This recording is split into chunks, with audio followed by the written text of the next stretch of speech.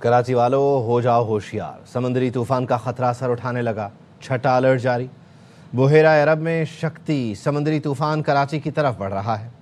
محکمہ موسمیات کا کہنا ہے طوفان شکتی کراچی سے 360 کلومیٹر جنوب میں موجود ہے۔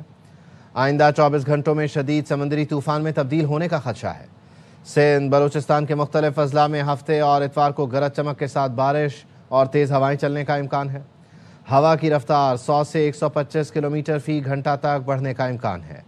ماہی گیروں کو 5 اکتوبر تک گہرے سمندر میں نہ جانے کی ہدایت کر دی گئی۔ 6 اکتوبر تک بحیرہ عرب میں سمندر کی صورتحال انتہائی خطرناک رہے گی۔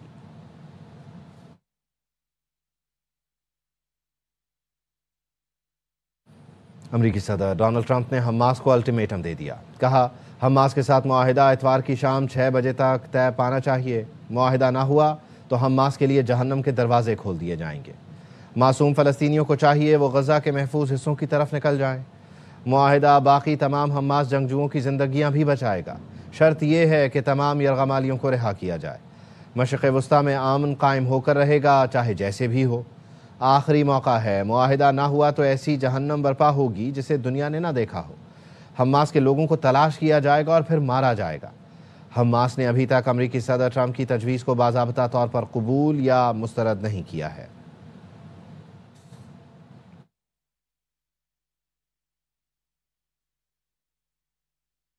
ہمارے مسودے میں تبدیلی کی گئی۔ ٹرمپ کے اعلان کردہ غزہ امن معاہدے کے 20 نکات من و عن ہمارے نہیں۔ نائب وزیر اعظم اسحاق ڈار کی قومی اسمبلی میں وضاحت۔ کہا وزیر اعظم کو تبدیلی کا علم نہیں تھا۔ سعودی عرب سے معاہدے کے بعد کئی مسلم ملکوں نے شمولیت کی خواہش ظاہر کی۔ ایسا ہو گیا تو یہ مشرقی نیٹو بن جائے گا۔ سینیٹر مشتاق اور پاکستانیوں کی باحفاظت واپسی کے لیے یورپی ملک سے رابطے میں ہیں۔ اپڈیٹ کریں کہ حماس نے ٹرمپ منصوبے سے متعلق ثالثوں کو جواب پہنچا دیا ہے۔ الجزیرہ کی جانب سے یہ دعویٰ کیا جا رہا ہے حماس اس منصوبے کا بغور جائزہ لے رہا تھا، لیکن اسے قبول یا مسترد کرنے سے حوالے سے متعلق کوئی باضابطہ طور پر خبر نہیں تھی۔ امریکی صدر ڈونلڈ ٹرمپ نے بھی آج الٹیمیٹم دیا اور اتوار تک کا وقت دیا کہ حماس کو اس معاہدے کو قبول کر لینا چاہیے، ورنہ وہ اسرائیل کا مقابلہ کرنے کے لیے تیار رہے۔ اور اب الجزیرہ یہ بتا رہا ہے کہ حماس نے ٹرمپ منصوبے سے متعلق ثالثوں کو جواب پہنچا دیا ہے۔ البتہ یہ جواب کیا ہے اس کی تفصیل شیئر نہیں کی گئی ہے۔ امریکی صدر ڈونلڈ ٹرمپ نے یہ کہا تھا کہ اس 20 نکاتی پلان پر مزید مذاکرات کی بھی کوئی گنجائش نہیں ہے، اور انہوں نے کہا کہ نہ صرف عرب ممالک بلکہ مسلم ممالک اور خود اسرائیل بھی اس منصوبے کو مان رہا ہے، تو حماس کے پاس یہ سنہری موقع ہے۔ ان 20 نکات پر عمل درآمد ہو سکتا ہے، جنگ بندی ہو سکتی ہے، جبکہ آج امریکی صدر ڈونلڈ ٹرمپ نے الٹیمیٹم دیتے ہوئے فلسطینیوں کو یہ کہا تھا کہ وہ غزہ کے محفوظ حصوں کی طرف نکل جائیں، اور اگر حماس اس معاہدے پر عمل درآمد نہیں کرتا تو پھر اس کے جو جنگجو ہیں، اس کے جو رہنما ہیں یا اس کے سہولت کار ہیں، ان کو ڈھونڈا جائے گا اور میرے ایک حکم پر ان کو مارا بھی جائے گا۔ ٹروتھ سوشل پر امریکی صدر ڈونلڈ ٹرمپ نے یہ الٹیمیٹم دیتے ہوئے دھمکی دی تھی اور یہ کہا تھا کہ جہنم کے دروازے حماس کے لیے پھر کھل جائیں گے اگر اتوار کی شام تک 6 بجے تک ہمیں اس سلسلے میں کوئی جواب نہیں ملتا۔ قطر اس سلسلے میں سہولت کاری کر رہا ہے، ثالثی کا کردار ادا کر رہا ہے، اور اب یہ خبر آ رہی ہے کہ حماس نے ٹرمپ منصوبے سے متعلق ثالثوں کو اپنا جواب پہنچا دیا ہے۔ حماس کے کچھ تحفظات تھے۔ حماس یہ چاہتا تھا کہ جو اسرائیلی فوج ہے وہ مکمل انخلا کرے، اور ساتھ ہی ساتھ ان کے کچھ دیگر بھی تحفظات تھے جس سے متعلق امریکی صدر نے یہ کہا کہ مذاکرات نہیں ہو سکتے۔ اب حماس کا جواب کیا ہے اس کا انتظار کرنا ہوگا۔ البتہ الجزیرہ یہ دعویٰ کر رہا ہے کہ حماس نے ٹرمپ منصوبے سے متعلق ثالثوں کو جواب پہنچا دیا ہے۔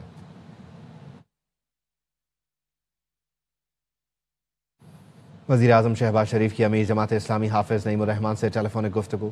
دونوں رہنماؤں نے مشرق وسطیٰ کی صورتحال اور فلسطین میں جنگ بندی کے حوالے سے تبادلہ خیال کیا۔ وزیر اعظم شہباز شریف نے جنگ بندی اور فلسطینیوں کا قتل عام فوری روکنے کی اہمیت پر زور دیا۔ کہا پاکستان کا مسئلہ فلسطین پر موقف دو ٹوک اور واضح ہے۔ پاکستان نے فلسطینی بہن بھائیوں کا مقدمہ اقوام عالم کے سامنے ہمیشہ زوردار طریقے سے لڑا ہے۔ 1967 سے قبل کی سرحدوں کے ساتھ فلسطینی ریاست کے قیام اور القدس شریف کے بطور دارالخلافہ موقف کی حمایت کی ہے۔ پاکستان اسرائیلی ریاست کو تسلیم نہیں کرتی، نہ ہی اس کے ساتھ سفارتی تعلقات ہیں۔ گلوبل سموتھ فلوٹیلا سے اسرائیلی حراست میں موجود پاکستانیوں بالخصوص سابق سینیٹر مشتاق احمد خان کی وطن واپسی کے لیے حکومت اپنا فعال کردار ادا کر رہی ہے۔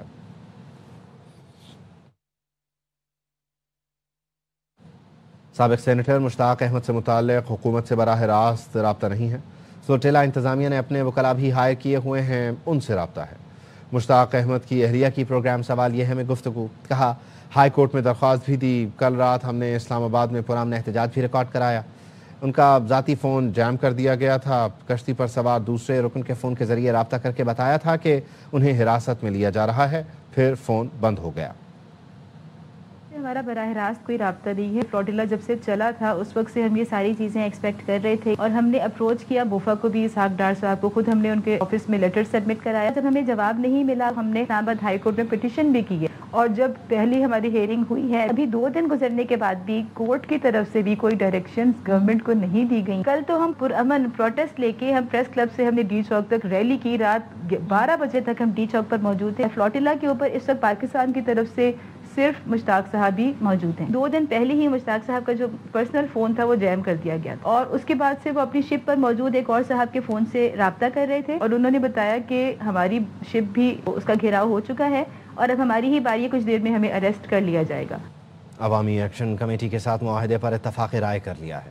وفاقی وزیر احسن اقبال کہتے ہیں حکومت اور ایکشن کمیٹی میں معاہدے پر جلد دستخط ہو جائیں گے. جوائنٹ ایکشن کمیٹی کی تجاویز سے اتفاق ہو گیا. بڑے پیمانے پر خون ریزی اور بدامنی چاہنے والے ناکام ہو گئے. پاکستان اور کشمیر کے عوام اور جمہوریت کی جیت ہوئی. مہاجرین نشستوں سے متعلق آئینی ماہرین کی کمیٹی تمام پہلوؤں کا جائزہ لے کر فیصلہ کرے گی. وزیر برائے امور کشمیر کی زیر صدارت ہر 15 روز میں کمیٹی کا اجلاس ہوگا. طارق فضل چودھری نے کہا عوامی ایکشن کمیٹی سے معاملات طے پا گئے, جلد حتمی اعلان ہوگا. حکومت اور ایکشن کمیٹی میں مذاکرات کا آخری دور جاری ہے. عوامی مفادات اور امن ہماری ترجیح ہے. کہ رائے کر لیا ایک معاہدے کے اوپر جوائنٹ ایکشن کمیٹی کے نمائندوں کے ساتھ. مجھے امید ہے کہ انشاءاللہ جلد دستخط بھی ہو جائیں گے, اور ہم ایک ایسی صورتحال سے بچ گئے ہیں جہاں کے پاکستان کے جو بدخواہ ہیں وہ چاہتے تھے کہ یہاں پر کوئی بدامنی ہو, یہاں پر عدم استحکام ہو, اور یہ جیت میں سمجھتا ہوں کہ پاکستان کی جیت ہے, آزاد کشمیر کے عوام کی جیت ہے, اور یہ جمہوریت کی جیت ہے. میں اس کے لیے کریڈٹ دیتا ہوں جوائنٹ ایکشن کمیٹی کی قیادت کو بھی, جو بھی معاہدہ کیا ہے. ایک مستقل کمیٹی بنائی ہے جو وزیر امور کشمیر کی نگرانی میں ہر 15 روز کے بعد اس کا اجلاس ہوگا, اور جو ہم نے اتفاق رائے کیا اس کے اوپر عمل درآمد کا وہ جائزہ لے گی. ملکی معیشت کو مضبوط بنیادوں پر مستحکم کرنا اولین ترجیح ہے. وزیر اعظم شہباز شریف کی زیر صدارت ملکی معیشت اور غیر ملکی سرمایہ کاری پر اجلاس میں نائب وزیر اعظم فیلڈ مارشل سید عاصم منیر نے بھی شرکت کی. اجلاس میں اقتصادی صورتحال, براہ راست غیر ملکی سرمایہ کاری کے فروغ, ترقیاتی منصوبوں پر گفتگو کی گئی. وزیر اعظم نے کہا اقتصادی سرگرمیوں کی منصوبہ بندی میں نجی شعبے کا کلیدی کردار ہوگا. مثبت معاشی رجحان غیر ملکی سرمایہ کاروں کے پاکستانی معیشت میں اعتماد کا عکاس ہے. معاشی پالیسیوں کی تشکیل سے پاکستان کو خطے میں سرمایہ کاری کا پرکشش مرکز بنائیں گے. حکومت عوامی فلاح کے لیے سرمایہ کاری کے تمام مواقع بروئے کار لائے گی. وزیر اعظم نے متعلقہ وزارتوں اداروں کو بین الاقوامی سرمایہ کاروں کو تمام سہولتیں دینے کی ہدایت کی.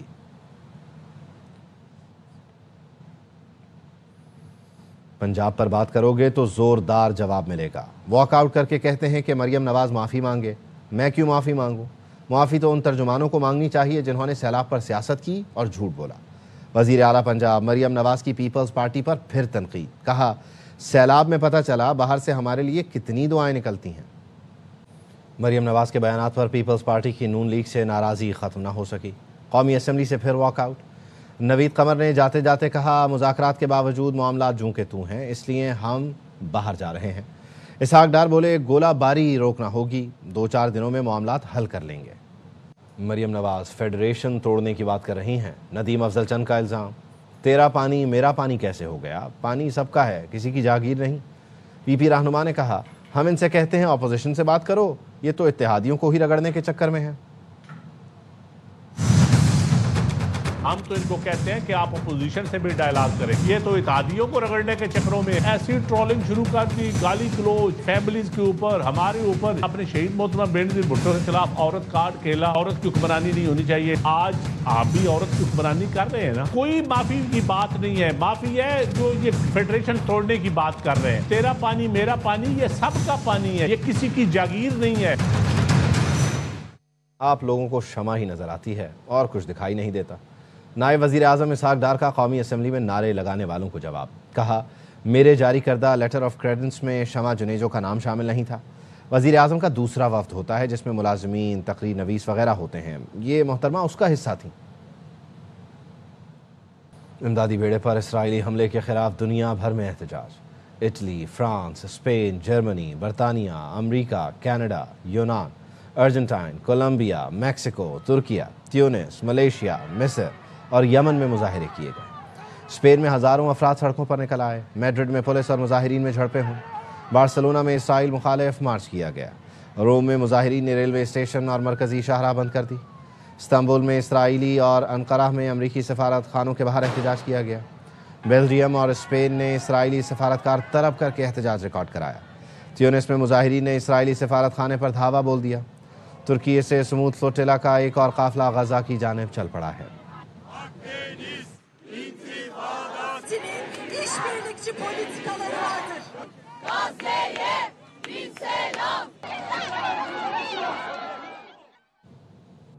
غزہ میں اسرائیلی فوج کے حملے جاری ہیں۔ 24 گھنٹے میں بمباری میں 53 فلسطینی شہید ہوئے۔ جنوبی غزہ میں بمباری میں ایک بچے اور ڈاکٹر وداؤٹ بارڈر کے رکن سمیت 13 فلسطینی جان سے گئے۔ صہیونیوں نے غزہ سٹی، دیر البلح اور خان یونس کے علاقوں کو نشانہ بنایا۔ شمالی غزہ میں دھوئیں کے بم برسائے، بچوں کا سانس لینا مشکل ہو گیا، آنکھوں میں جلن سے بچے روتے رہے۔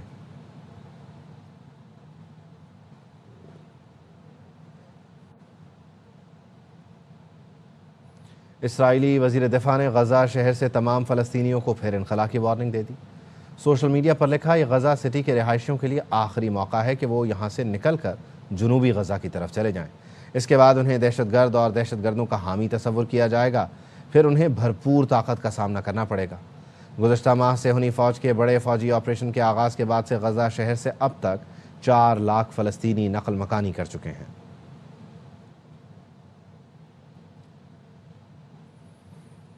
گلوبل سمود فلوٹیلا کی آخری کشتی جو غزہ کی جانب رواں تھی، اس پر بھی اسرائیل نے قبضہ کر لیا ہے۔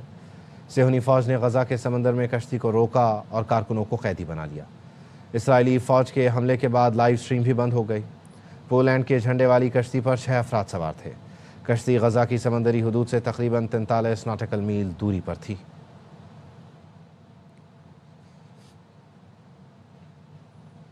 نیشنل پریس کلب میں پولیس تشدد اور توڑ پھوڑ کے خلاف ملک بھر میں صحافیوں کا احتجاج۔ اسلام آباد پریس کلب سے بلو ایریا تک ریلی نکالی گئی۔ ریلی میں خواتین صحافیوں نے بھی بڑی تعداد میں شرکت کی۔ شرکاء نے پولیس گردی کے خلاف نعرے لگائے۔ صحافیوں پر تشدد کے خلاف لاہور پریس کلب کے سامنے بھی احتجاج ہوا۔ شرکاء نے مطالبہ کیا کہ واقعے کی جوڈیشل انکوائری کروائی جائے۔ آئی جی اسلام آباد فوری طور پر استعفیٰ دیں۔ سکھر پریس کلب کے باہر بھی صحافیوں نے احتجاج کیا۔ پی ایف یو جے کے مرکزی رہنما لالا اسد پٹھان نے خطاب میں کہا، نیشنل پریس کلب پر حملہ جمہوریت کے منہ پر سیاہ داغ ہے۔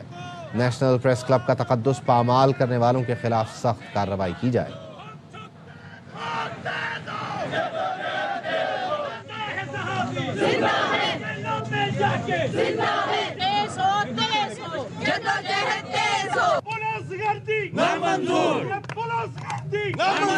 ظلم کے یہ ضابطے ہم نہیں مانتے، ظلم کے یہ ضابطے ہم نہیں مانتے۔ صحافیوں کو تحفظ دو، صحافیوں کو تحفظ دو، ہم جھکنے والے لوگ نہیں، صحافیوں کو تحفظ دو۔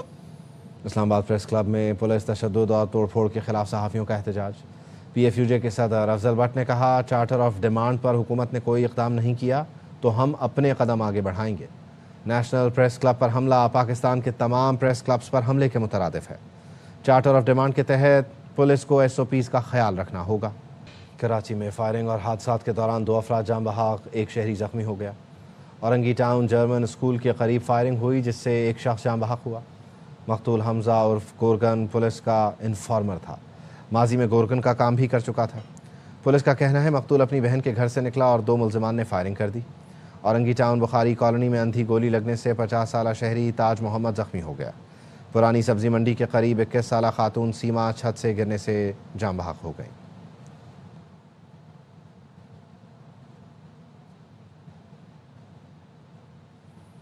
کراچی میں اسپیشل انویسٹیگیشن یونٹ کی کارروائی۔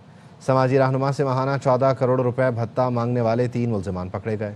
سلمان لودھی کی رپورٹ۔ اور تیار کے علاقے میں اسپیشل انویسٹیگیشن یونٹ کی کارروائی، بھتہ خوری میں ملوث 3 ملزمان پکڑے گئے۔ 24 گھنٹوں میں ان کو گرفتار کر لیا، ان سے اسلحہ برآمد کر لیا، ان سے جس گاڑی میں بھتہ لینے آئے تھے وہ گاڑی برآمد کر لی۔ جو ماسٹر مائنڈ ہے محمود اختر نقوی، بھتہ خوری، بلیک میلنگ، ان کاموں میں ملوث ہے۔ ملزمان نے سماجی رہنما سے 14 کروڑ روپے ماہانہ بھتے کا مطالبہ کیا تھا، جس کا مقدمہ ٹیپو سلطان تھانے میں درج ہے۔ 14 روپے کا مطلب انہوں نے کہا 14 روپے 14 لاکھ روپے، میں نے نہیں 14 لاکھ نہیں 14 کروڑ روپے مانگ رہے۔ میں نے وہاں پر منظر بھائی سے حیرانی سے پوچھا کہ یار آپ نے مجھے نہیں بتایا تھا کہ آپ مجھے جو ہے اس طریقے اس کام کے لیے لے کر آ رہے ہیں۔ پولیس کے مطابق کیس کا مرکزی ملزم محمود اختر فرار ہے، جس کی گرفتاری کے لیے چھاپے مارے جا رہے ہیں۔ کیمرامین فہیم خان کے ساتھ Salman Lodhi, ARY news Karachi. Pension میں کٹوتی کے فیصلے کے خلاف سرکاری اسکول کے اساتذہ کا احتجاج دوسرے ہفتے میں داخل ہو گیا۔ کراچی کے اسکولوں میں تدریسی عمل معطل ہونے سے طالب علم شدید پریشانی کا شکار ہے۔ انور خان کی رپورٹ۔ اتنا زیادہ ایفرٹس کر رہے ہیں اور اس کا ایز اے ریزلٹ آپ ہماری پینشن کو 15% پہ لا رہے ہیں۔ سندھ حکومت کی جانب سے سرکاری ملازمین کی پینشن میں کٹوتی کے فیصلے کے خلاف اساتذہ کا احتجاج۔ کراچی سمیت سندھ بھر کے سرکاری اسکولوں میں اساتذہ کی جانب سے تدریسی عمل کے بائیکاٹ کا دوسرا ہفتہ شروع ہو گیا۔ سرکاری اسکولوں کے ٹیچرز کہتے ہیں کہ ریٹائرڈ اساتذہ کی پینشن میں کٹوتی افسوسناک عمل ہے۔ جب تک پینشن میں کٹوتی کا فیصلہ واپس نہیں ہوگا ہمارا احتجاج جاری رہے گا۔ کوشش کریں کہ اس چیز کو جلدی عمل میں لے آئیں، ورنہ بچوں کی پڑھائی کا کتنا نقصان ہو رہا ہے، سب چیزوں کا ہم اپنا سلیبس کمپلیٹ نہیں کر پا رہے ہیں۔ اگر احتجاج کامیاب نہیں ہوگا تو ہماری ٹیچرز جو ریٹائر ہو رہی ہیں، جنہوں نے 32 سال 35 سال اسکول کو دے دیے، ان کو بھی کچھ بھی نہیں ملے گا۔ پنجاب میں دیا جا رہا ہے، KPK میں دیا جا رہا ہے، تو سندھ گورنمنٹ اپنے جو امپلائیز کو DRA کیوں نہیں دے رہی ہے؟ تدریسی عمل شدید متاثر ہونے کی وجہ سے طلبہ و طالبات کو مشکلات کا سامنا ہے۔ طالب علموں کا کہنا ہے کہ سلیبس بروقت مکمل نہ ہونے کی وجہ سے تعلیمی سیشن متاثر ہو رہا ہے۔ سندھ بھر کے سرکاری اسکولوں میں اساتذہ کی جانب سے احتجاج کا سلسلہ جاری ہے، جس کی وجہ سے لاکھوں طلبہ و طالبات مشکلات کا شکار ہیں۔ کیمرمین محسن شبیر کے ساتھ انور خان، ARY نیوز کراچی۔ آج ہم IMF کے مقروض ہیں، نوجوان پاکستان سے فرار ہونے کو تیار بیٹھے ہیں۔ گورنر سندھ کامران ٹیسوری نے کہا ملک نہ چلنے کی بڑی وجہ عوام کا عدم اعتماد ہے، حکمرانوں کا کام ہے کہ ٹیکس کے پیسے کو درست جگہ خرچ کریں۔ دنیا بھر کی طرح پاکستان میں اسپیس ویک کا افتتاح ہو گیا۔ پاکستان کے قومی خلائی ادارے اسپارکو کی جانب سے خصوصی تقاریب 10 اکتوبر تک جاری رہیں گی۔ علی حسن کی رپورٹ۔ اسپارکو کے زیر اہتمام ورلڈ اسپیس ویک کا آغاز۔ اس سال کا عنوان خلا میں رہائش ہے۔ کراچی سینٹر میں ہونے والی تقریب میں اسکول کے طلباء و طالبات نے شرکت کی۔ مقررین نے اسپیس ٹیکنالوجی سمیت قدرتی آفات میں ریلیف کے لیے اسپارکو کی کاوشوں پر روشنی ڈالی۔ اس موقع پر بچوں نے خصوصی ٹیبلو پیش کیا۔ انیہ فنکاروں کے فن پارے بھی نمائش کے لیے پیش کیے گئے۔ پاک چین مشترکہ ایسٹروناٹ مشن کے حوالے سے بھی آگاہی دی گئی۔ پاکستان کا ایسٹروناٹ بھی جلد چائنیز اسپیس اسٹیشن جائے گا اور وہاں پہ ہم نے بہت سارے ایکسپیریمنٹس جو ہے سوچ رکھے ہیں، ترتیب دے رکھے ہیں، اور انشاءاللہ اس سے جو اس کے آؤٹ کمز ہیں وہ ہماری انڈسٹری کو اور ہمارے عام لوگوں کو اس سے بہت زیادہ فائدہ ہونے والا۔ ورلڈ اسپیس ویک کی مناسبت سے تعلیمی مہم کے تحت مقابلے، ویبینار اور فلکیاتی مشاہدات ہوں گے۔ ورلڈ اسپیس ویک 2025 کی تھیم لیونگ ان اسپیس رکھی گئی ہے، جس سے یہ بات واضح ہو جاتی ہے کہ اب خلا میں رہائش کا تصور حقیقت بن چکا ہے۔ کیمرامین کاشم نظامی کے ساتھ علی حسن، ARY نیوز کراچی۔ اپڈیٹ کریں آپ کو کہ حماس نے ٹرمپ منصوبے سے متعلق ثالثوں کو جواب پہنچا دیا۔ الجزیرہ نے اب سے کچھ دیر پہلے یہ دعویٰ کیا۔ اس خبر کی مزید تفصیل سامنے آ رہی ہے۔ رائٹرز بتا رہا ہے کہ حماس زندہ اور مردہ تمام اسرائیلی شہریوں کو رہا کرنے پر رضامند ہے۔ عرب میڈیا کی جانب سے کہا جا رہا ہے کہ حماس کی ٹرمپ منصوبے کی تفصیلات پر بات کرنے کے لیے تیاری کی بھی تصدیق۔ عرب میڈیا کا کہنا ہے حماس نے ثالثوں کے ذریعے مذاکرات میں شامل ہونے کی تیاری کر لی ہے۔ حماس نے کہا جنگ روکنے اور امداد کی فراہمی کے لیے ٹرمپ کی کوششوں کو سراہتے ہیں۔ غزہ کا انتظام غیر جانبدار فلسطینی ٹیکنوکریٹس ادارے کے سپرد کرنے پر بھی تیار ہیں۔ حماس کی جانب سے کہا گیا ہے کہ عرب اور اسلامی تمام ممالک کی جانب سے جنگ روکنے کی کوششوں کو سراہتے ہیں۔ الجزیرہ نے ابتدائی طور پر دعویٰ کیا کہ حماس نے ٹرمپ منصوبے سے متعلق ثالثوں کو اپنا جواب پہنچا دیا ہے۔ رائٹرز نے اس خبر میں مزید اضافہ کرتے ہوئے بتایا کہ حماس زندہ اور مردہ تمام اسرائیلی شہریوں کو رہا کرنے پر رضامند ہے۔ عرب میڈیا نے بتایا کہ حماس کی ٹرمپ منصوبے کی تفصیلات پر بات کرنے کی تیاری کی بھی تصدیق آ رہی ہے۔ حماس نے ثالثوں کے ذریعے مذاکرات میں شامل ہونے کی تیاری کر لی ہے۔ عرب میڈیا کہتا ہے حماس نے جنگ روکنے اور امداد کی فراہمی کے لیے ٹرمپ کی کوششوں کو سراہا، بلکہ عرب اور اسلامی اور تمام ممالک کی جانب سے جنگ روکنے کی کوششوں کو بھی سراہا۔ حماس کی جانب سے کہا گیا کہ غزہ کا انتظام غیر جانبدار فلسطینی ٹیکنوکریٹ ادارے کے سپرد کرنے پر بھی تیار ہیں۔ امریکی صدر ڈونلڈ ٹرمپ کے الٹیمیٹم کے بعد حماس نے اپنا جواب ثالثوں کے ذریعے ٹرمپ تک پہنچا دیا ہے۔ نیوز بلیٹن سے فی الوقت اتنا ہی۔